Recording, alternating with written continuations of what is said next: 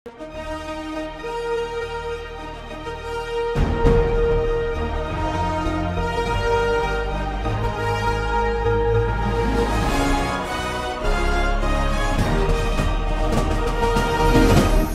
பார்த்து கொண்டிருப்பது உங்கள் ஜாஷ்வா டிவி.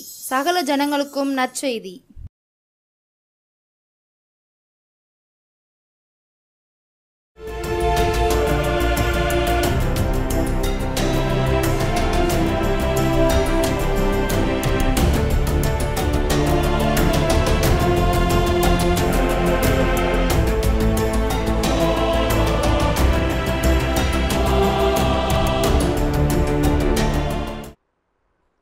உடைந்த பாத்திரம் என்று என்னை ஒருபோதும் தள்ளாமல், ஒன்றுக்கும் உதவாதவள் என்று என்னை ஒருபோதும் சொல்லாமல், திக்கற்ற வேளையில் எனக்கு சகாயம் செய்து எனக்கு ஆறுதல் கொடுத்து என்னை பலப்படுத்தி சுகப்படுத்தி சுகவீனத்தை சுகமாய் மாற்றி பலவீனத்தை பலமாய் மாற்றி சூழ்நிலைகளை மாற்றி என்னோடு இருந்து என்னை வழிநடத்தி என்னை பாதுகாத்து வந்த என் தேவாதி தேவன் இயேசு கிறிஸ்துவின் நிதான நாமத்தினாலே ஜீசஸ் லவ்ஸ் பள்ளிகளின் சார்பாக ஜாஷ்வா டிவி நேயர்கள் அனைவருக்கும் வாழ்த்துதலையும் வணக்கத்தையும் தெரிவித்துக் கொள்கிறேன். அனைவருக்கும் சமாதானம் உண்டாவதாக. இந்த நாளிலும் நாம் தியானிக்கும்படியாக எடுத்துக்கொள்ளப்பட்ட வேத வசனம் சங்கீதம் 37ஆம் சங்கீதம். இந்த 37ஆம் சங்கீதம் எதை குறிக்கிறது அப்படின்னு சொன்னால், துன்மார்க்கருக்கும் நீதிமானுக்கும் எப்படிப்பட்ட காரியங்கள் நடக்கும் என்பதை தாவீது சொல்கிறார். இந்த 37ஆம் சங்கீதம் முழுவதிலையும் தாவீது என்ன சொல்கிறாருன்னா, துன்மார்க்கனுக்கு என்ன நடக்கும், நீதிமானுக்கு என்ன நடக்கும். இப்போ நம்மோட ஆண்டவர் வர வேணும் அப்படின்னு சொன்னால் நம்ம நடைகள் பிசகாமல் இருக்கணும். துன்மார்க்கருடைய நடைகள் பிசைகிறோம். நம்ம கூட ஆண்டவர் இருக்கணும், நீதிமானாக நம்ம இருக்கணும் அப்படின்னா நம் நடைகள் பிசகவே கூடாது. நடை என்பது நம்ம நடந்து போகிற பாதை அல்ல, நாம் ஒவ்வொரு நாளும் கடைபிடிக்கக்கூடிய வழிகள். ஆண்டவருக்கு பிரியமில்லாத இடத்துக்கு நம்ம போகவே கூடாது. நம்ம நடைகள் நம்ம ஒவ்வொரு நாளும் நடக்கக்கூடிய காரியங்கள், இந்த உலகத்தில் நமக்குன்னு ஆண்டவர் கொடுத்துருக்கக்கூடிய தொழிலையும் சரி, நமக்கு ஆண்டவர் கொடுத்துருக்க குடும்பத்திலையும் சரி, ஆண்டவருக்கு பிரியமாக நடக்கிறது தான் நடை. அது பிசகாமல் இருக்கணும். பிசகாமல் இருக்கணும்னா வசனத்தின்படி நடக்கணும். சில வேளைகளில் நம்ம சொல்வோம், அவன் எவ்வளோ அநியாயம் செய்கிறான் பாருங்க, நல்லா தானே இருக்கான். இப்படி நிறைய நேரங்களை நம்ம சொல்வது உண்டு. அநியாயம் செய்கிறவன் நல்லா தான் இருக்கான், நம்ம உண்மையாக இருந்து என்ன பிரயோஜனம், உண்மைன்னு ஓடுதோம், உண்மையாக இருக்கணும், மற்றவங்களுக்கு நன்மை செய்யணும்னு ஓடுதோம், நமக்கு எல்லாமே தீமையாக நடக்கு, நமக்கு எல்லாமே கஷ்டமாகவும் பாடுகளாகவும் பிரச்சனைகளாக நடக்கு. ஆனால் அநியாயம் செய்தவன் நல்லா இருக்கான் அப்படின்னு நம்ம நிறைய நேரம் சொல்லுவது. இன்றைக்கு நமது பார்வையில் அவங்க நல்லா இருக்க மாதிரி தெரியும், ஆனால் அவங்களுக்குள்ளே போய் பார்த்தா தான் தெரியும் அவங்க எவ்வளோ கஷ்டப்படுறாங்கன்னு. அது மட்டும் இல்லை, இன்றைக்கி அவங்க இங்கே இருக்கும்போது நல்லா இருக்கிறது மேட்டரே கிடையாது. இந்த உலகத்தை விட்டு பரலோகத்துக்கு போகும்போது அவங்க பரலோகம் போகிறாங்களா எங்கே போகிறாங்கன்னு நமக்கு தெரியாது. ஆனால் அவங்களை பார்த்து நம் நடையை பிசக விடக்கூடாது. அவன் கேடு செஞ்சவன் நல்லா தானே இருக்கான்னு சொல்லி நாமும் கேடு செய்ய எத்தனிக்கவே கூடாது. இதைத்தான் இந்த 37ஆம் சங்கீதத்தில் தாவீது சொல்கிறார். துன்மார்க்கருக்கும் நீதிமானுக்கும் என்ன வித்தியாசம்? நாம் நன்மை செய்பவர்களாக இருக்க வேண்டும், தீமை செய்பவர்களுக்கும், நமக்கு தீமை செய்கிறவர்களுக்கும் நம்ம நன்மை செய்கிறவர்களாக இருக்க வேண்டும். நம்ம அடிகள் ஒன்றும் பிசவையே கூடாது. அது மட்டும் இல்லை, வேதம் எப்பொழுதும் நம்ம இருதயத்தில் இருக்கணும். நம்மளை நீதிமானாகவே நம்ம பாவிக்கணும். வேதம் எப்பவும் நம்ம இருதயத்தில் இருக்கணும்.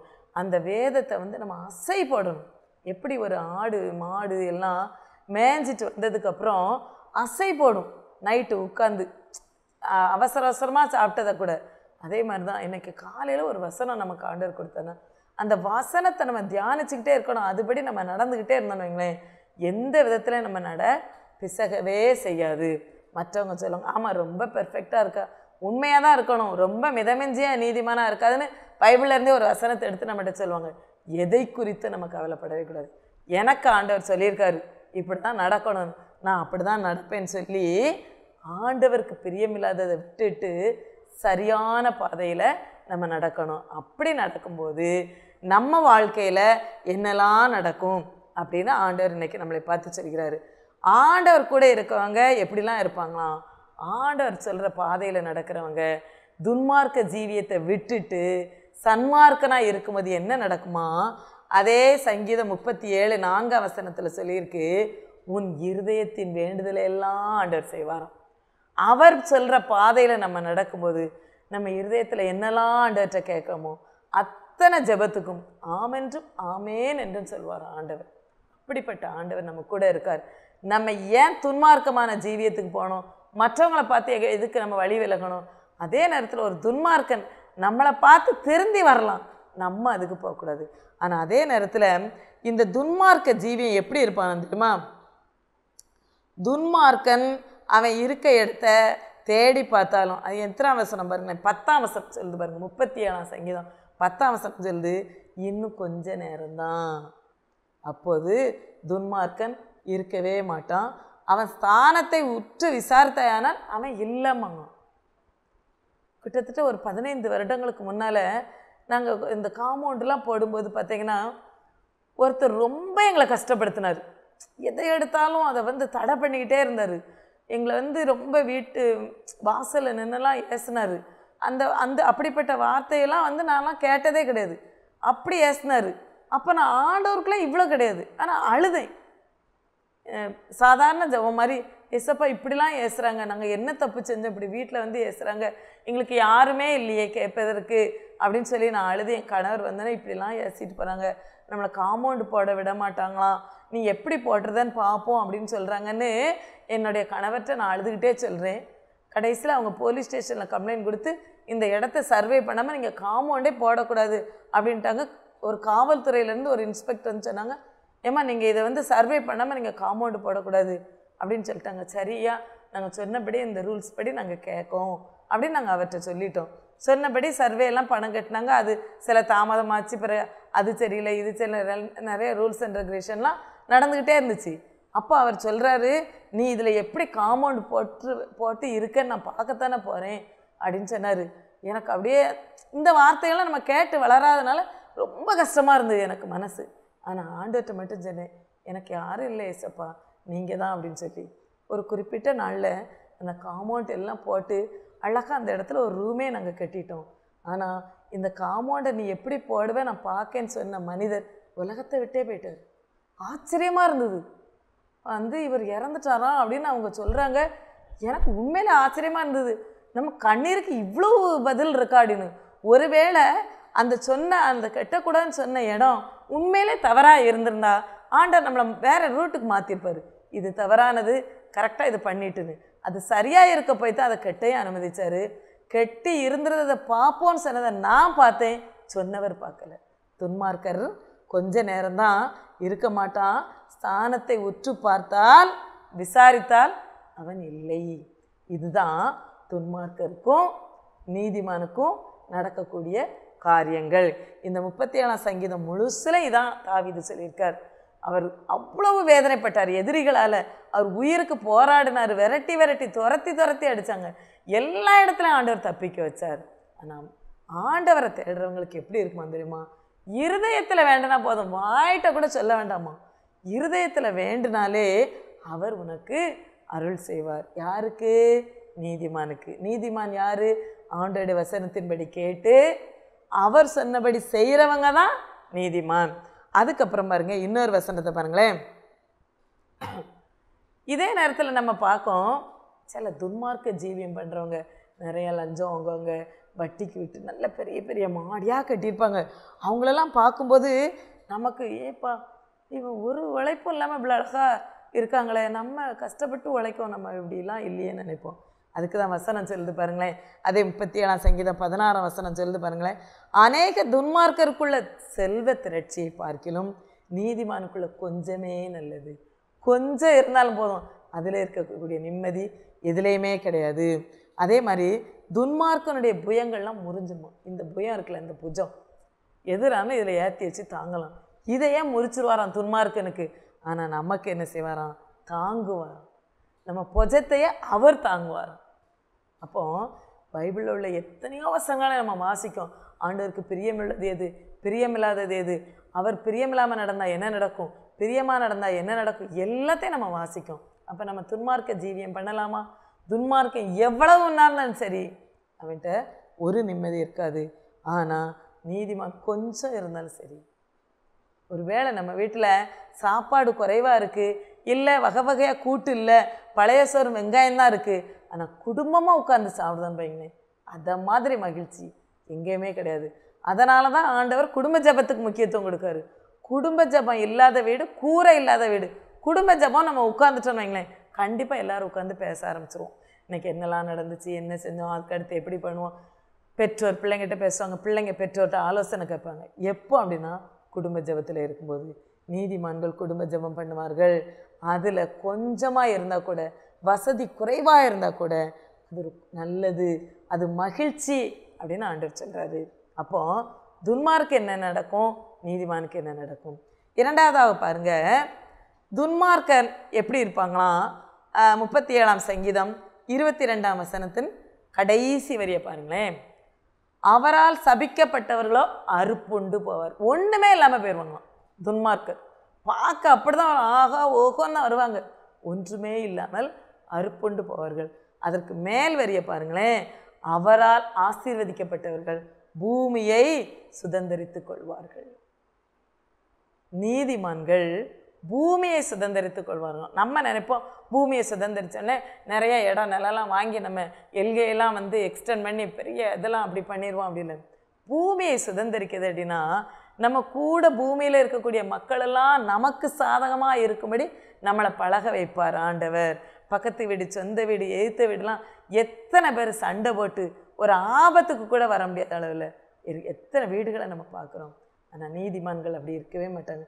சண்டையே போட்டாலும் சரி, வலிய போய் அவங்ககிட்ட பேசுவாங்க. பக்கத்து வீட்டுக்கு என்னது நம்ம வீட்டில் வித்தியாசமாக இருந்தாலும் அவங்களுக்கு கொடுத்து உதவாங்க, அவங்ககிட்ட பேசுவாங்க, அவங்களுக்கு என்ன கஷ்டம் அப்படின்னு கேட்பாங்க. இந்த லெந்து நாட்களில் கூட நான் அந்த பக்கத்து வீடுகளுக்கெல்லாம் போய் விசாரிக்க போனேன். எல்லாரும் ஆச்சரியம், என்ன மேடம், என்ன உங்கள் பையனுக்கு மேரேஜா, பத்திரிக்கை கொடுக்க வந்தீங்களோ அப்படின்னாங்க. இல்லை, மேரேஜெலாம் ரெடி ஆகிட்டு இருக்குது, இப்போ நான் உங்களை விசாரிக்க வந்தேன். அவங்க எதிர்பார்க்கவே இல்லை, என்ன ஆச்சரியப்பட்டாங்க. வாங்க உட்காருங்க, என்ன அப்படின்னு கேட்டாங்க. இல்லை, எங்களெல்லாம் விசாரிக்கிறதுக்கு ஒரு ஆண்டவர் இருக்காரு, உங்களை விசாரிக்க நான் வந்திருக்கேன் அப்படின்னு சொல்லிட்டு ரொம்ப நேரம் அவங்கள்ட்ட பேசிகிட்டு இருந்தேன். ஆண்டவரை பற்றி சொல்லணும்னு நான் போகிறேன், அவங்கள சொல்லவே முடியலை. ஏன்னா அவ்வளோ கஷ்டத்தை அவங்க சொல்லி சொல்லி சொல்லி அழுகிறாங்க. அந்த அக்கா அப்படியே அழுகிறாங்க. எல்லாத்தையும் உட்காந்து கேட்டுக்கிட்டே இருந்தேன். கவலைப்படாதீங்க, நம்ம கண்ணீரை துடைக்க ஒருத்தர் இருக்காரு, அவற்றை நான் உங்களுக்காக பரிந்து பேசுகிறேன் அப்படின்லாம் சொன்னேன். அந்த அக்காவோட அவங்க பொண்ணு சொன்னாங்க, இவ்வளோ நாள் ஆயிருக்கு மேடம், என்கிட்ட கூட அவங்க இவ்வளோ சொன்னல, இவ்வளோ விஷயத்தை அவங்க இருதயத்தில் வச்சுருந்துருக்காங்க, இன்றைக்கி அழுது தீர்த்துட்டாங்க உங்கள்கிட்ட, இன்றைக்கி நைட்டு எங்கள் அம்மா நல்லா தூங்குவாங்க அப்படின்னு சொன்னாங்க. அந்த பக்கத்து வீட்டுக்கு நம்ம விசாரிக்காமல் இருந்தோன்னு ஆண்டர் நம்ம கூட இருக்கிறதுக்கு அர்த்தமே இல்லையே. அவங்க சொல்கிறாங்க, இன்றைக்கி அவ்வளோ நிம்மதியாக இருக்கும் உங்கள்கிட்ட நான் பேசுனது, எங்களுக்காக ஜெபம் பண்ணிட்டு போங்க. நான் நின்னதே அவங்க சாமி கும்பிடுற அறையில் தான் நின்னேன். எனக்கு அதை பற்றிலாம் கவலை இல்லை, என்ன இருந்தாலும் பிரச்சனை இல்லை. ஆண்டவர் அவங்களுக்கு ஒரு ஆறுதலை கொடுக்கும். நம்ம இவ்வளோ மகிழ்ச்சியாக இருக்கணும், நம்ம பக்கத்து வீட்டில் உள்ளவங்க மகிழ்ச்சியாக இருக்கணும்ல, அவங்களுக்கு ஜெபம் பண்ணி எல்லாருக்கும் ஜெபிச்சு கவலைப்படாதீங்க, உங்களுக்காக நான் எப்போவுமே எங்கள் குடும்ப ஜெபத்தில் ஜெபம் பண்ணேன்னு சொல்லி ஒரு வசனத்தை கொடுத்து அவங்க கதவில் நான் ஒட்டி வச்சுட்டு வந்தேன். அப்போது பூமியை சுதந்திரிக்க இதுதான். அப்போ பக்கத்து வீட்டில் அவங்க எப்போ பார்த்தாலும் நல்லா இருக்கீங்களா, எங்கள் வீட்டுக்கு எப்போ வருவீங்க கேட்பாங்கல்ல. இதுதான் பூமியை சுதந்திரித்து கொள்ளுது. நிறைய இடத்த வாங்கி காம்பவுண்ட் போட்டு மாடி கட்டி நம்ம உள்ளே உட்காருறதில்ல, அது ஆண்டவர் நம்ம கேட்காமலே நமக்கு தருவார். நம்ம எவ்வளோ வசதி வேணும்னு நினைக்குமோ அதை விட அதிகமாக தருவார். அது வேறு. பூமியில் இருக்க எல்லாரையும் நம்ம நண்பர்களாக, சிநேகிதர்களாக, நம்முடைய சகோதரர்களாக, உடன்பிறப்புகளாக நினைக்கும்போது ஆண்டவர் நாம் அங்கே மகிமைப்படும். இவங்க கிறிஸ்தவங்க, இவங்க அன்பாக இருப்பாங்க, இவங்க உதவி செய்வாங்க. நம்ம வீட்டில் ஏதோ ஒன்று விளைஞ்சிருக்குன்னு வைங்களேன், எங்கள் வீட்டில் ஒரு வாழை மரம் அப்பப்போ கொலை போடும். நாங்கள் பக்கத்து வீட்டுக்கெலாம் ஒவ்வொரு சீப் கொடுப்போம். அவங்க சந்தோஷமாக வாங்குவாங்க அதை. அப்போ அந்த மகிழ்ச்சி இருக்கலாம், அங்கே நிற்கும் ஆண்டுடைய நாமம். அப்போது துன்மார்க்கரை கூட நம்ம அப்படி நேசிக்கும்போது அவங்க என்ன நினைப்பாங்க, இவங்க நல்ல அன்பாக இருக்காங்களே, நம்மளும் இந்த ஆண்டவரை கும்பிடலாமோ. அப்போ ஒரு துன்மார்க்கனை கூட, ஒரு பாவியை கூட மனம் திரும்ப வைக்கிறதுக்கு நம்மளால் முடியும். ஆனால் ஆண்டவருங்க என்ன சொல்கிறாருன்னா, துன்மார்கள் அறுப்புண்டு போவார்கள், நீதிமான் சுதந்திரித்துக் கொள்வான் பூமியை. எவ்வளோ பெரிய இடத்துல வச்சுருக்காரு பாருங்க. அந்த நீதிமானாக இருக்கிறதுக்கு நமக்கு என்ன கஷ்டம். ஒவ்வொரு நாளும் வார்த்தைகள் வசனம் நம்மோட பேசுத, அதை நம்ம கேட்டாலே போதுமே. அப்போ இந்த 37ஆம் சங்கீதம் என்ன சொல்லுது, துன்மார்க்கன் எப்படி இருப்பான், நீதிமான் எப்படி இருப்பான். துன்மார்க்கன் இருந்த இடமே தெரியாமல் போயிடும். நீதிமான் இருதயத்தில் நினச்சதெல்லாம் ஆண்டவர் அருளி செய்வார். துன்மார்க்கன் சபிக்கப்பட்டன் அறுப்புண்டு போவான், ஆனால் என்னால் ஆசீர்வதிக்கப்பட்ட நீ பூமியை சுதந்திரித்து கொள்வார். மூன்றாவதாக பாருங்களேன், அதே 37ஆம் சங்கீதத்தில் 38ஆம் வசனத்தை பாருங்க. அக்கிரமக்காரர் ஏகமாய் அழிக்கப்படுவார்கள், அறுப்புண்டு போவதே துன்மார்க்கரின் முடிவும். ஒன்றுமே இல்லாமல் போயிடும், அதான் துன்மார்க்கனே முடிவும். ஆனால் அதே நேரத்தில் 37ஆம் வசனத்தை பாருங்களேன். நீ உத்தமனை நோக்கி செம்மையானவனை பார்த்திரு, அந்த மனுஷனுடைய முடிவு சமாதானம். நீதிமானுக்கு என்ன கிடைக்கும்? சமாதானம். அது மட்டும் இல்லை, உயர்த்துவார் ஆண்டவர், உயர்த்துவாரா, சமாதானம் தருவார். சில பேர் பார்ப்பாங்க, எப்படி இவங்க திடீர்னு இப்படி பணக்காரன் ஆனாங்க, வேறு எங்கேயும் கொள்ளையடிச்சிருப்பாங்களோ, எப்படி இந்த பணம் வந்துச்சு, இப்படிலாம் யோசிப்பாங்க. உண்மையாய் உண்மையாய் கர்த்தரை நோக்கி கூப்பிடுற யாவருக்கும் அவர் சமீபமாக இருந்து உயர்த்த வல்லவராய் இருக்கிறார், சமாதானத்தை கொடுப்பார். நீதிமான் சமாதானத்தோடு இருப்பான்.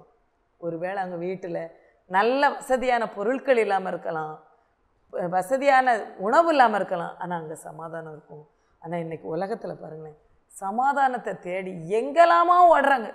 அங்கே போனால் சமாதானம் கிடச்சிருமா, இங்கே போனால் சமாதானம் கிடச்சிருமான்னு. ஆனால் ஆண்டவர் சொல்கிறாரு, நீ இருக்க இடத்துலலாம் நான் உன் கூட இருக்கேன், உனக்கு சமாதானம் கொடுப்பதற்காக.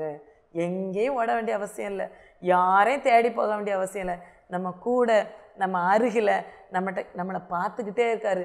நம்ம என்னெல்லாம் கேட்குமோ அதை கொடுப்பதற்கு ஆயத்தப்படுத்திக்கிட்டு இருக்காரு. ஒருவேளை நம்ம கேட்கக்கூடிய சில விஷயங்கள் தாமதமாகலாம், ஆனால் ஒரு நாளும் கிடைக்காம போகாது. அது மட்டும் இல்லை, 28ஆம் வசனம் சொல்லுது, பரிசுத்தவான்களை கைவிடவே மாட்டார். மனுஷங்க கைவிட்டுருவாங்க.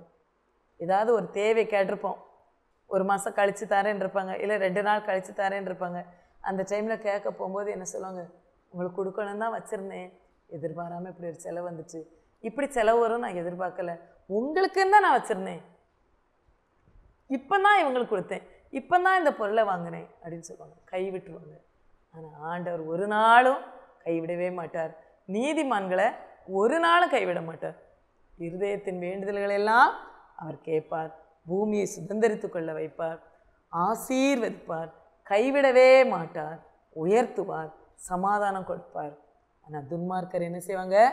அறுப்புண்டு போவார்கள். அவங்க தேடினாலும் அவங்க அங்கே இல்லை, எப்படி போனாங்கன்னே தெரியாது அப்படின்னு சொல்லுவாங்க. அதே நேரத்தில் அவர் அழிக்கப்படுவார்கள். எந்த ஒரு துன்மார்க்கனும் நீதிமான ஏதாவது பிரச்சனை பண்ணலாம்னு நினச்சிட்டா அவங்க அந்த நீதிமான் ஒன்றும் செய்ய வேண்டிய அவசியமே இல்லை, அவர் பார்த்து கொள்வார். எல்லாவற்றையும் கூடார மறைவில் ஒளித்து வைத்து பாதுகாத்து கொள்வார். எந்த பிசாசும் சத்துருவும் தொட ஒரு நாள் விட மாட்டார். தொடுத மாதிரி தெரியும், வீழ்த்த மாதிரி தெரியும், தூக்கிடுவார் ஆண்டவர். இந்த 37ஆம் சங்கீதம் முழுசனையும் தாவீது சொல்றார், துன்மார்க்கனுடைய அழிவு எப்படி இருக்கும், நீதிமானுடைய உயர்வு எப்படி இருக்கும், ஆண்டவர் நீதிமானை எப்படிலாம் உயர்த்தாரு, துன்மார்க்கனை எப்படிலாம் அழிக்காரு, எல்லாவற்றையும் இந்த 37ஆம் சங்கீதம் நமக்கு சொல்லி கொடுக்கிறது. இந்த 37ஆம் சங்கீதத்தை நீங்கள் வாசித்து பாருங்கள். எந்த சூழ்நிலையும் துன்மார்க்க ஜீவியை நம்ம பண்ணவே மாட்டோம். அப்படிப்பட்ட வசனத்தை தாவீது இந்த சங்கீதத்தில் எழுதி கொடுத்துருக்காரு நமக்காக. நாம் துன்மார்க்க ஜீவியத்தை விட்டு நீதிமானாக மாறுவோம். ஆண்டவர் நம்ம இருதயத்தின் வேண்டுதல்களை எல்லாம் அருள் செய்வார், நம்மளை உயர்த்துவார், நம்மளை ஒரு நாளும் கைவிட மாட்டார், நமக்கு சமாதானம் அருளி செய்வார். ஜெபிப்போமா? இரக்கத்தில் ஐஸ்வர்யமில்லை எங்கள் அன்பின் பரலோக தகப்பனே, இந்த இரவு வேளைக்காக நன்றியோடு துதிக்கிறப்பா, சோஸ்திரங்களை ஏறெடுக்கிறோம். இந்த வேளையில ஏசப்பா, நீதிமான் துன்மார்க்கன் 2 பேரையும் நீங்கள் எப்படி நடத்துகிறீங்க எங்களுக்கு கற்றுக் கொடுத்தீங்கப்பா. நாங்கள் ஒரு நாள் ஒரு சின்ன விஷயத்தில் துன்மார்க்க ஜீவியத்துக்கு நாங்கள் போயிடவே கூடாது ஏசப்பா. எங்களை நீதிமானாக நீங்கள் மாற்றணும் ஏசப்பா. மற்றவங்களுக்கு நாங்கள் ஆசீர்வாதமாக இருக்கணும். எந்த சூழ்நிலையும் யாருக்கும் ஒரு சின்ன தீங்குக்கு கூட நாங்கள் காரணராக இருந்துடவே கூடாது ஏசப்பா. எங்களை நீங்கள் துன்மார்க்க ஜீவியத்திலேருந்து பிரித்தெடுக்குமாறு நாங்கள் கேட்குறோம். எங்களை பார்த்து அநேக பாவிகள் மனந்திரும்படியாக எங்களுடைய வாழ்க்கையை நீங்கள் நடத்தும்படியாக நாங்கள் ஜெபிக்கிறோமப்பா. இப்பொழுது நீர் எங்களோடு பேசின எல்லா வசனங்களுக்காக நாங்கள் நன்றி செலுத்துகிறோம். எங்களுக்காக நீர் கொடுத்த இந்த வசனத்தின்படி நடக்க எங்களை உங்கள் பரிசுத்த கரத்தில் ஒப்பு கொடுக்குறோம். மிகுதியான வேலையை பொறுப்படுத்திக் கொள்ளுங்க. ஆசீர்வதிங்க, பலப்படுத்துங்க. இயேசுவின் இன்ப நாமத்தில் பிதாவே, ஆமேன். Praise the Lord. God bless you.